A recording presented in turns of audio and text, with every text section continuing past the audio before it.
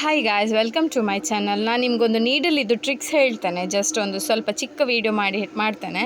So ನೀವು ಕೆಲವರು ಏನು ಮಾಡ್ತೀರಾ ಅಂದರೆ ತುಲಿಪ್ ನೀಡಲಲ್ಲಿ ನೀವು ಯೂಸ್ ಮಾಡ್ತೀರಾ, ತುಲಿಪ್ ನೀಡಲ್ ಯೂಸ್ ಮಾಡ್ತೀರಾ ಅಂದರೆ ಈ ಟೈಪ್ ಇದು 14 ನಂಬರ್ ನೀಡಲ್ ಯೂಸ್ ಮಾಡ್ತೀರಾ. ನೋಡಿ, 14 ನಂಬರ್ ನೀಡಲ್ ಯೂಸ್ ಮಾಡ್ತೀರಾ, ಚೈನ್ ಸ್ಟಿಚ್ ಯೂಸ್ ಮಾಡ್ತೀರಾ, ಬೀಡ್ಸ್ ಸ್ಟಿಚ್ಗೆ ಸೇಮ್ ಯೂಸ್ ಮಾಡ್ತೀರಾ. ಬಟ್ ಇದರದ್ದು ಡಿಫ್ರೆನ್ಸ್ ಏನಂದರೆ, ನೀವು ತುಲಿಪ್ ನೀಡಲಲ್ಲಿ ಹೀಗೆ ಬೀಡ್ಸ್ ತೆಗೆಯುವಾಗ ನೋಡಿ, ತುಲಿಪ್ ನೀಡಲಲ್ಲಿ ಬೀಡ್ಸ್ ತೆಗಿಲಿಕ್ಕೆ ಹೋದರೆ ನಿಮಗೆ ಜಾಸ್ತಿ ಅಂದರೆ ಇಷ್ಟೇ ಬೀಡ್ಸ್ ಹಿಡಿಯೋದು. ನೋಡಿ, ಇಷ್ಟೇ ಬೀಡ್ಸ್ ಹಿಡಿಯೋದು ತುಲಿಪಲ್ಲಿ. ನೀವು ತುಲಿಪಲ್ಲೇ ಬೀಡ್ಸ್ ಸ್ಟಿಚ್ ಮಾಡಲಿಕ್ಕೆ ಟ್ರೈ ಮಾಡಿದರೆ ಇಷ್ಟೇ ಹಿಡಿಯೋದು. ನೋಡಿ, ಒಂದು ಜಾಸ್ತಿ ಅಂದರೆ 6 ಬೀಡ್ಸ್ ಹಿಡಿಯುತ್ತೆ. ಬಟ್ ನೀವು ನಾನು ಹೇಳೋದು ಏನಂದರೆ, ಯಾವುದ್ರಲ್ಲಿ ಯೂಸ್ ಮಾಡಬೇಕಂದ್ರೆ ಇಂಥ ಐರನ್ ನೀಡಲ್ ಬರ್ತದೆ ಬೀಡ್ಸ್ ಸ್ಟಿಚ್ಚಿಗೆ ಯೂಸ್ ಮಾಡಲಿಕ್ಕೆ. ನೋಡಿ ಎಷ್ಟು ಉದ್ದ ಇದೆ ನೋಡಿ ಇದರದ್ದು ಸೂಜಿ ಅಲ್ವಾ. ಸೊ ಆಗ ಏನಾಗುತ್ತಂದರೆ ನೋಡಿ, ಈಗ ನಾವು ಹೀಗೆ ಬೀಡ್ಸ್ ತೆಗೆದ್ರೆ